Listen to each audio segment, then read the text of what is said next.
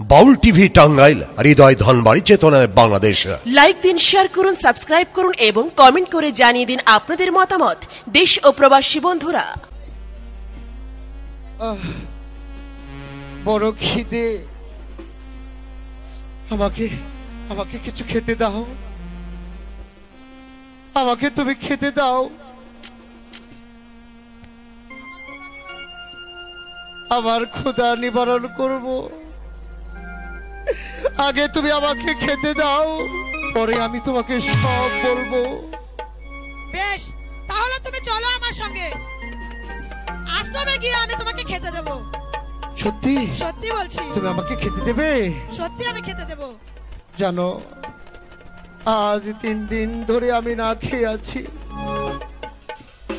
কেউ আমাকে মায়া করলো না, কেউ আমাকে এতটুকু করুণা করলো না। আর তোমাকে কষ্ট করতে হবে না, আমি আশ্রমে গিয়ে তোমাকে পেট ভরে খেতে দেব। সত্যি বলছো? সত্যি বলছি। আমাকে খেতে দেবে? সত্যি খেতে দেব। তাই চলো। ঠিক আছে, তুমি আমার সঙ্গে চলো। হ্যাঁ, তাই চলো।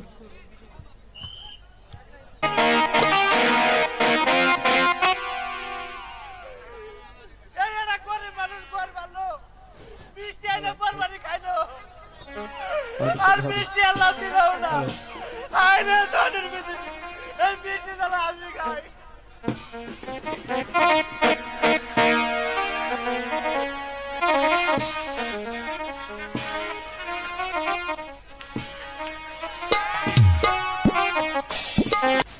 আমার নয়ন মালা যে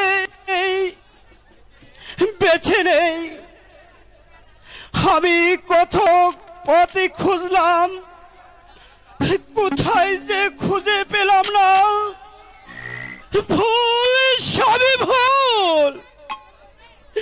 তাকে দুধ ভাত দিয়ে পুষ করে বড় করলাম, সেই মেয়ে এই বুড়ো বাপকে ফেলে দুনিয়া থেকে চলে গেছে। না না না, আমি কার জন্য ভাবছি? নয়নমালা, সে যে আমার কেউ নয়। সে বিশ্বাসঘাতকিনী, সে বেবিচারিণী, সে একটা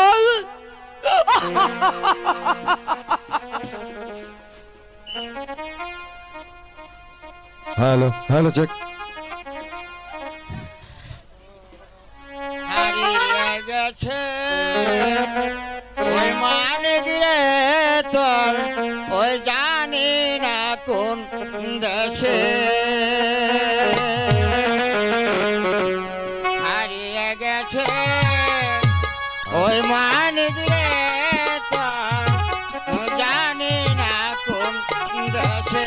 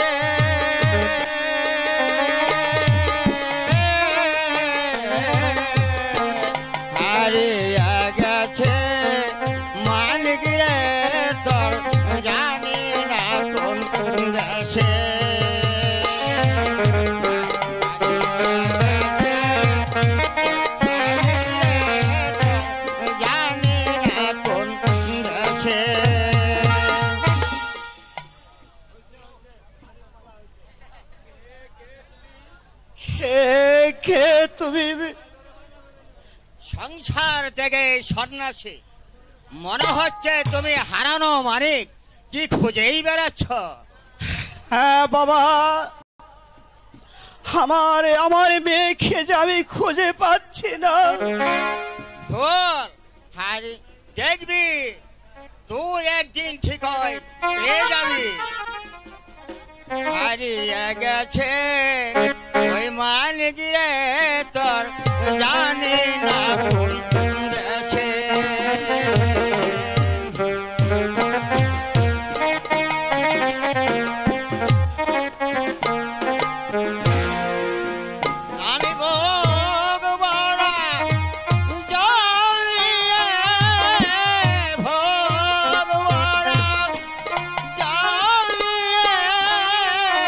ঘুরি পাগলের বেশে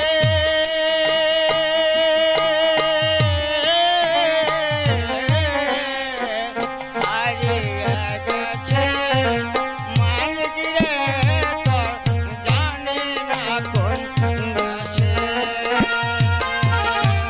বাবা আমার নয়ন মালাকে কি আমি খুঁজে পাবো? জানি না কোন দেশে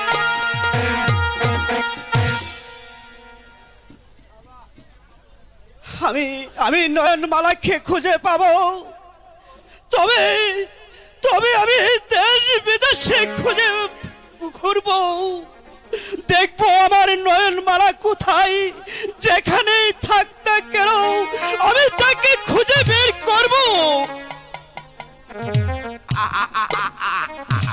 হত্যা, হত্যা, নির্মম হত্যা। পিতার ভাগ্যকে সুপ্রসন্ন করতে হলে আমাকে জল্লাদের রূপ ধারণ করতে হবে। প্রথমত ওই মন্ত্রীর কুপুত্রটাকে হত্যা করতে হবে, তারপর দ্বিতীয়ত আমার পিতাকে এই সিংহাসনে বসার অঙ্গীকার পত্রে ওই রাজার কাছ থেকে একটা স্বাক্ষর নিতে হবে, তবে হবে আমার পথ পরিষ্কার। রঘুপতি বলুন পিতা। মহারাজ কিছুতেই অঙ্গীকার পত্রে স্বাক্ষর দিচ্ছে না, তাই এবার ভয়াবহ রূপ নিয়ে তোমাকে রাজার সম্মুখে দাঁড়াতে হবে, নইলে স্বাক্ষর আদায় করা কিছুতেই সম্ভব হবে না। সে চিন্তা আপনাকে করতে হবে না পিতা। যেমন করে যে ওই অঙ্গীকার পত্রে স্বাক্ষর করতে হবে সেই কৌশলে রঘুপতির ভালো করে জানা আছে, এই জন্য আপনি কোনো চিন্তা করবেন না। চন্দ্র সিং, হাজির করো ওই বৃদ্ধ আর রাজাকে। আজ আছি হুজুর।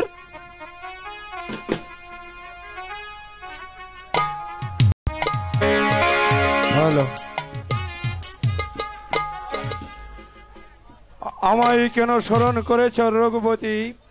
এখন থেকে পিতা এই সিংহাসনে বসে রাজ্য পরিচালনা করবে, সেই মর্মে অঙ্গীকার পত্রে আপনার একটা স্বাক্ষর দিতে হবে। সেনাপতি চালাবে রাজ্য, এ কি বলছো রঘুপতি? কি বলেছি রাজা? আমি জানতে চাই আপনি এই সইটা দেবেন কি না? না, রাজা হয়ে একটা গোলামের হাতেই প্রজাদের ভবিষ্যৎ আমি তুলে দিতে পারবো না। প্রয়োজন হলে প্রজাদের সিংহাসন আমি প্রজাদের হাতেই তুলে দেব, তবু একটা বিশ্বাসঘাতক বেঈমানকে আমি এই সিংহাসনেই বসতে দেব না। সাবধান বৃদ্ধ, ধৈর্যের সীমা অতিক্রম করলে এই তলোয়ারের আঘাতে তোমাকে এক্ষুনি জীবনের নিরাশ শেষ করে দেব। সে ভয় আমার নেই বেঈমান, যাকে আমি রাস্তা থেকে তুলে এনে আমার সেনাপতিত্ব দিয়েছিলাম, যার পেটে এক মুঠো অন্ন জুটত না বলে আমি যার অন্ন সংস্থার ব্যবস্থা করেছিলাম, সে যত বড় শক্তিশালী হোক না কেন তোর অবস্থা স্থির হবে আমার পায়ের নিচে। আমি জানতে চাই তুমি চাই ওই অঙ্গীকার পত্রে সই করবে কিনা, তাহলে বুঝতেই পারছো আমার হাতের চাবুক তোমার কিন্তু না রে বেঈমান না, আমার দেহে এক ফোঁটা রক্ত থাকা পর্যন্ত আমি কিছুতেই ওই অঙ্গীকার পত্রে সই করব না। স্বাক্ষর তোমাকে করতে হবে। কি এখনো তোমার দেমাগ? এবার বুঝতে পারবে এর শাস্তি কত ভয়ঙ্কর। চন্দ্র সিং, আদেশ করেন হুজুর। চালাও চালাও।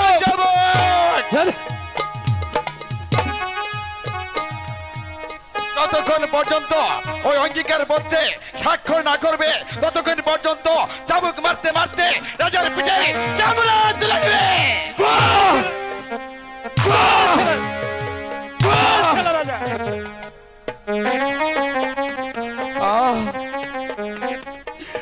আমি যে আর চাবুকের আঘাত সইতে পারছি না ঠাকুর, তার চাইতে তুমি আমাকে মৃত্যু দাও ঠাকুর, তুমি আমাকে মৃত্যু দাও। মৃত্যু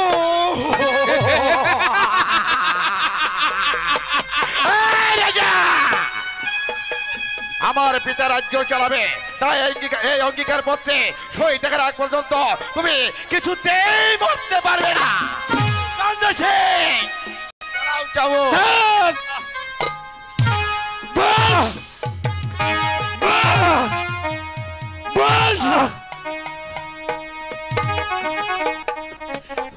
চাবুকের আঘাত আমি যে আর সইতে পারছি না চান্দোষী, তোমার চাবুক বন্ধ করো। বেশ, চাবুক বন্ধ করব, কিন্তু রাজা অঙ্গীকার পত্রে একটা স্বাক্ষর দিয়ে দাও, তাহলে আমি চাবুক বন্ধ করে দেব।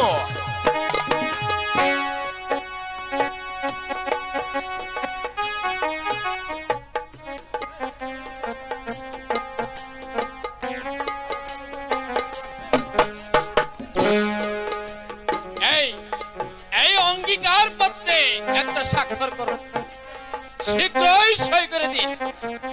না না, অসম্ভব, আমি মরব, তবু আমি তোমার ঘৃণ্য প্রস্তাবে কিছুতেই রাজি হব না। এইভাবে হবে না পিতা। চাঁদ সিং, আদেশ করেন হুজুর। রানীকে এখানে এসো। যাচ্ছি হুজুর। যাও। কিভাবে যে অঙ্গীকার পত্রে সাক্ষ্য আদায় করতে হবে সে কৌশল আমার ভালো করে জানা আছে। চাঁদ সিং, বলো শয়তান, কেন আমাকে এখানে রেখে পাঠানো হলো? শয়তান? রানী, এই বলবিদ্য সইটা দিবে কিনা? নইলে নইলে বুঝতেই পারছো আমার হাতের তরোয়ার খাড়া তোমার স্ত্রীর পক্ষভেদ হয়ে এপার থেকে ওপার পার হয়ে যাবে। না না, মানে আমি না না না না মহারাজ, আপনি রাজি হবেন না। শয়তানের প্রস্তাবে আপনি রাজি হবেন না। শয়তান উপায় নেই রানী। আর একবার না বলার সাথে সাথে এই তোরার খাড়া এপার থেকে পার হয়ে ওপার পার হয়ে যাবে। বলো বলো, কোনটা চাও তুমি? না না, আমি রানীর মৃত্যু চাই না। ওকে হত্যা করো না রঘুপতি, দাও দলিল, আমি সই করব। এই নাও, এই নাও, দাও। না মহারাজ না, আমি বলছি আপনি সই করবেন না। রানী, ওই শয়তানদের হাতে নিহত না হয়ে আমরা এই রাজ্য ছেড়ে অনেক দূরে চলে যাব, অনেক দূরে।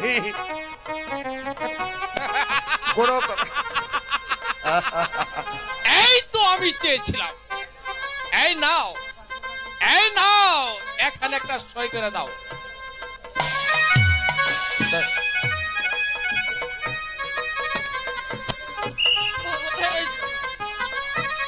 সই করুন মহারাজ, এতে সই করবেন না। এই চঞ্চল, এবার দেখেছি তোর পরার পালক গুজেছে, তাই তোর পরার পালকটা আমি গেছন গেছন করে কাটিয়ে দেবো। বল এখান থেকে যাবে কিনা? তার পূর্বে তোদেরকে হত্যা করে রক্ষা করব এ নাগপুরের সিংহাসন। কিন্তু মৃত্যু তোমার নির্ঘাত। তবুও রক্ষা হবে প্রজাদের ভবিষ্যৎ। চঞ্চল, আজ আর চক্রাকাণ্ডকে ভয় করবো না শয়তান। আজ আমার এই সামনে আমার অন্নদাতা প্রভুর উপর যে নির্যাতন চালিয়েছিস, সেই অপরাধে আমি তোর দুই বেঈমানকে নির্মম ভাবে হত্যা করে নিজের প্রভুর সাথে বেঈমানি করলে জীবন দিয়ে তোর প্রায়শ্চিত্ত করতে।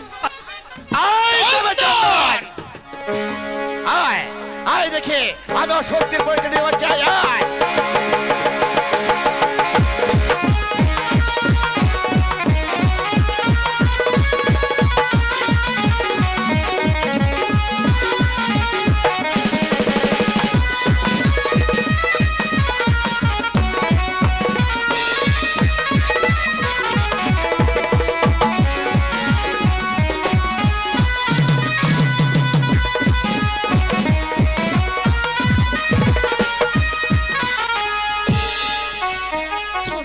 চন্দন চন্দন সিং আদেশ করুন হুজুর, আদেশ করুন। বন্দি করে চন্দনকে। এরা বন্দি করবো আমি। চালাও চাবুক। চন্দন সিং চালাও চাবুক। না, চন্দনকে চন্দনকে মেরো না। যত পারিস মা, তবু চন্দন শয়তানের বশতা চন্দন দ্বিতীয়বার স্বীকার করবে না। তবে রে শালা।